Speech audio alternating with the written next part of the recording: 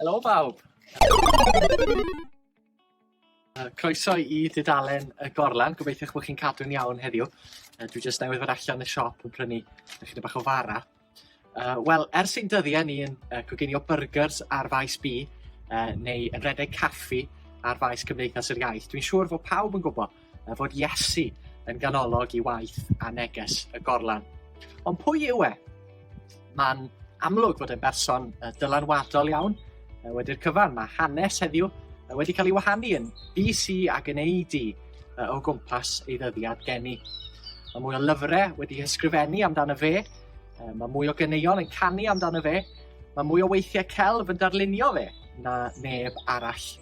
A hyn o heddiw, yn 2021, mae mwy o bobl yn dilyn Iesu Grist nag unrhyw un sydd erioed wedi troedio ar y ddeiar yma. Ond pwy yw e? Pwy yw Iesu Grist? Wel, y ffordd orau I ni gael ateb i'r cwestiwn yma ydy trwy edrych ar y ffordd mae Iesu ei hunan yn disgrifio ei hun.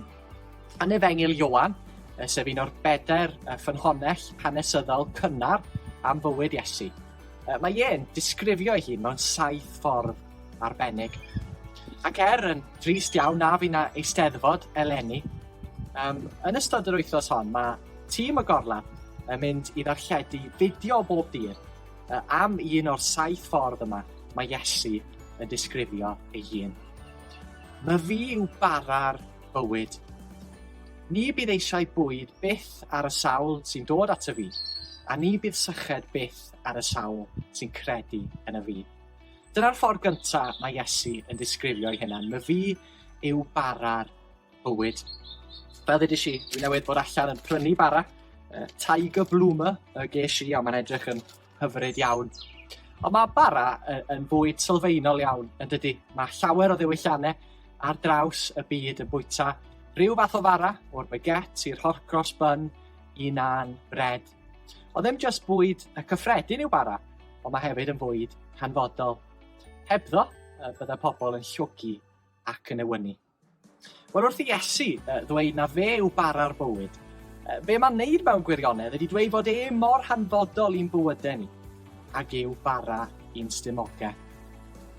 Ond, yn wahanol i'r tiger bloomer yma fydd yn llenwi fy stumog I am ychydig oriau, mae Iesu'n cynnig rhywbeth llawer mwy I ni, bywyd. Bywyd fydd yn cael gwared o newyn a'n syched am beth, a bywyd fydd yn bodloni a para. A heddiw, mae Iesu, mab Duw, yn ein gwahodd ni ddod at y fe, I drystio fe, I gael bywyd yn rodd ganddo. Wel, dyna ni am heddiw. Tiwniwch mewn eto fory am fideo arall.